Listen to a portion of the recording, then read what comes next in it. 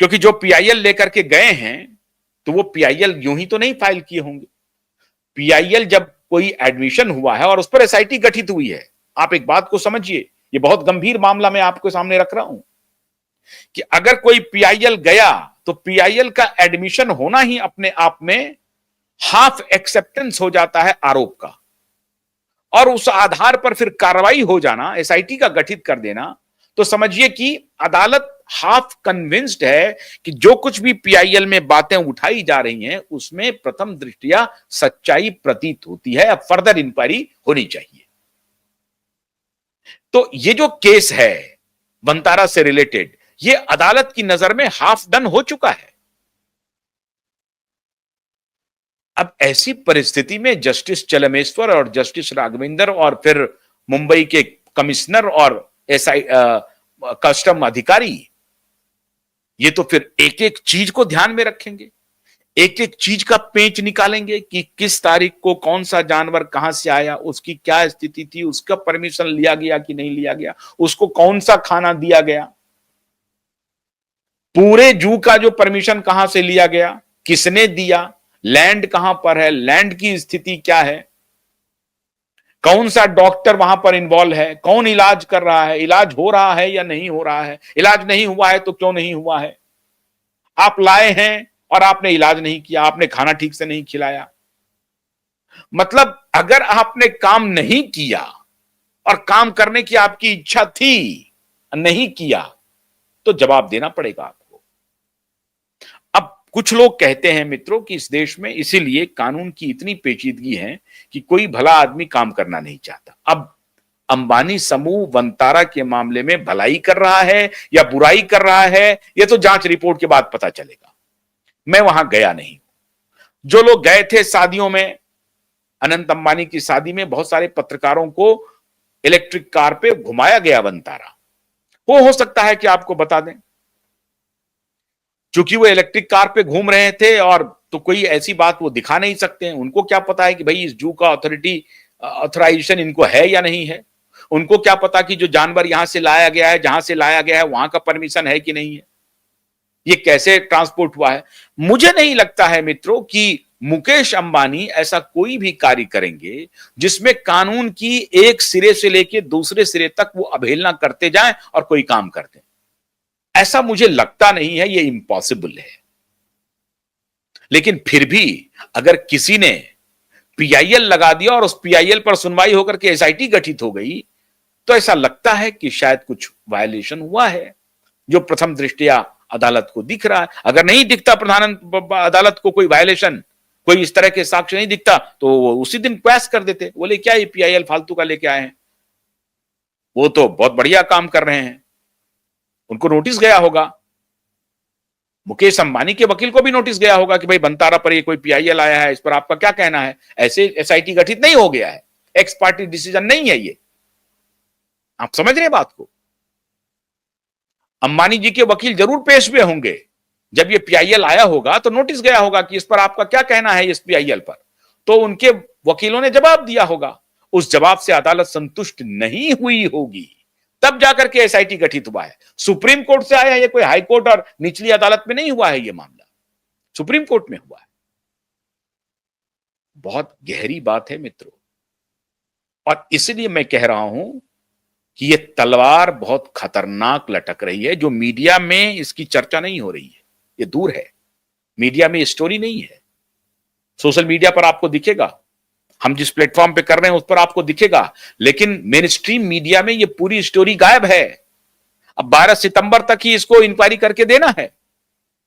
ये बहुत बड़ी खबर है, लेकिन इस पर कोई मुंह नहीं खोलना चाहता, कोई चर्चा नहीं करना चाहता।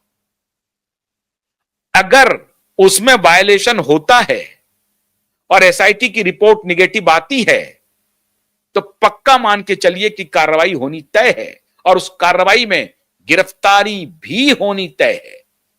और अगर गिरफ्तारी होती है फिर क्या होगा, क्योंकि उसका उसका उसका आप जल्दी से आपको जमानत भी नहीं मिल रहा है, इसमें इस तरह के क्लॉजेज हैं। वन्य प्राणी, वन्य जीव रक्षण अधिरक्षण नियम कानून इतने हैं जिसमें कि आपका बचना मुश्किल हो जाएगा। तो गिरफ्तारी होगी तो किसकी गिरफ्तारी होगी? मैनेजर की गिरफ्तारी होगी कि मालिक की गिरफ्तारी होगी? कहीं कोई घटना अगर घटती है तो मैनेजर तो होते ही हैं कर्ता धर्ता, लेकिन जो असली कर्ता धर्ता है उनकी गिरफ्तारी होगी। तो अगर गिरफ्तारी होगी तो किसकी होगी? मुकेश अंबानी की होगी या अनंत अंबानी की होगी? और अगर अंबानी अनंत अंबानी की होगी तो फिर आगे क्या? सुप्रीम कोर्ट के आदेश पर होगी, और बहुत ही स्टर्न एक्शन लेने के लिए सुप्रीम कोर्ट ने कहा है। मतलब जिस भाषा का प्रयोग किया गया है, गुजरात के फॉरेस्ट सेक्रेटरी को कहा गया है कि एसआईटी को सारी सुविधा मुहैया कराना आपकी जिम्मेदारी है और एश्योर करिए कि आप ये कराएंगे, जांच में कोई विघ्न बाधा नहीं होनी चाहिए। ये आया है फरमान अदालत का। तो मित्रों, कुछ ना कुछ तो बात है बहुत गहरी, कोई ना कोई तो पीछे है। अब अगर गिरफ्तारी होगी तो फिर ये चलाया जाएगा कि मोदी ने गिरफ्तार करवा दिया। करेगा कोई, भरेगा कोई, करेगा कोई, भरवाएगा किसी और से, कि मोदी ने गिरफ्तार करवा दिया, मोदी ने छापा परवाया अनिल अंबानी को, मोदी ने छापा परवाया मुकेश अंबानी को। तो अभी काफी दिनों से राहुल गांधी जी मुकेश अंबानी का नाम नहीं ले रहे हैं, नाम ही नहीं ले रहे हैं मुकेश अंबानी का। बेटी की शादी में निमंत्रण उनको भी गया था, तो मुकेश अंबानी का नाम राहुल गांधी जी नहीं ले रहे हैं। तो अब इस सारे प्रकरण को टर्न करके कर दिया जाएगा अडानी। अडानी करवा रहे हैं, ये कॉर्पोरेट वॉर चल रहा है। अडानी पर जब हिंडनबर्ग का खेल चल रहा था तब कुछ और नैरेटिव चला। मतलब हर तरह से घेरो, कुचक्र चल रहा है। लेकिन कुचक्र चाहे कुछ भी हो, मैं भी इस पक्ष में हूं कि अगर कहीं पर कानून की इतनी गंभीर अवहेलना हुई है तो उसका जवाब तो देना चाहिए, और अगर वो गिल्टी है तो उनको स्वीकार करना चाहिए कि हाँ, हमसे ये गलत हो गया है, बाकी आप काम मेरा देख लीजिए। मैं हो सकता है कि मैं कोई परमिशन लेने में नाकामयाब रहा हूं या मेरे पास कोई परमिशन नहीं हो सकता है, लेकिन मेरी नियत में कोई खोट नहीं है। अब ये किस दिशा में ऊंट बैठता है ये तो आने वाला दिन बताएगा, जब सुनवाई होगी और एसआईटी की रिपोर्ट आ जाएगी। एसआईटी का रिपोर्ट बहुत ही दिलचस्प होगा मित्रों। एसआईटी रिपोर्ट देती क्या है और उस पर फिर कोर्ट क्या रुख लेती है? क्या मुकेश अंबानी के पुत्र अनंत अंबानी ये बताने में कि भाई हम तो गुड इंटेंशन से काम कर रहे हैं और हमको बहुत सारे नियम कानून नहीं मालूम है, तो जो कुछ नियम कानून की अवहेलना हुई है उसको हम पूरा कर लेंगे, अब तक जो अगर कहीं गड़बड़ी हुई है तो उसको देख लेंगे।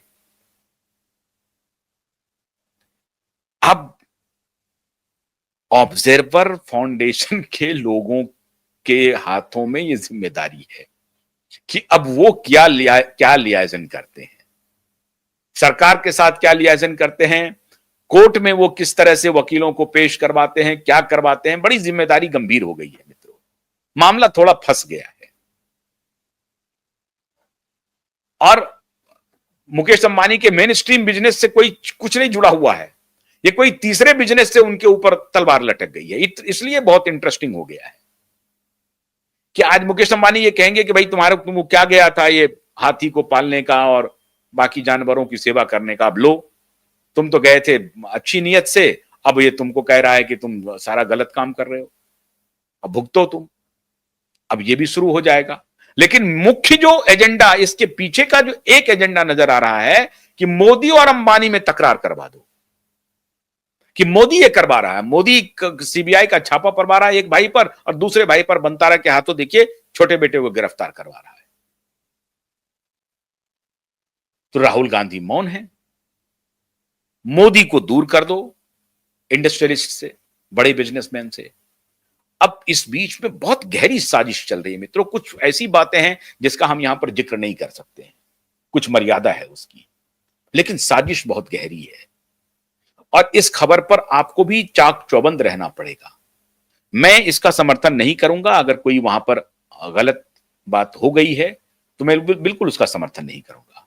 लेकिन अगर कोई गलत बात नहीं है, ऐसा कोई कानून का बहुत बड़ा उल्लंघन नहीं हो गया है जिससे कि एकदम से आसमान टूट गया हो, तब अगर इस तरह की बात हो रही है तो फिर उस षड्यंत्रकर्ता को भी एक्सपोज करना होगा। है मेरे पास वो कौन कौन षड्यंत्र करता है, लेकिन अभी कहना उचित नहीं होगा, तो थोड़ा इंतजार कीजिए। लेकिन अगर ये तलवार इसी तरह से लटकी रही और एडवर्स आ गया रिपोर्ट, तो गिरफ्तारी भी हो सकती है, इससे इनकार नहीं किया जा सकता है।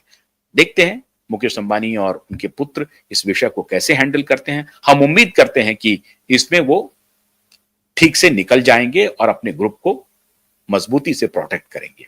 बहुत बहुत शुक्रिया। नमस्कार।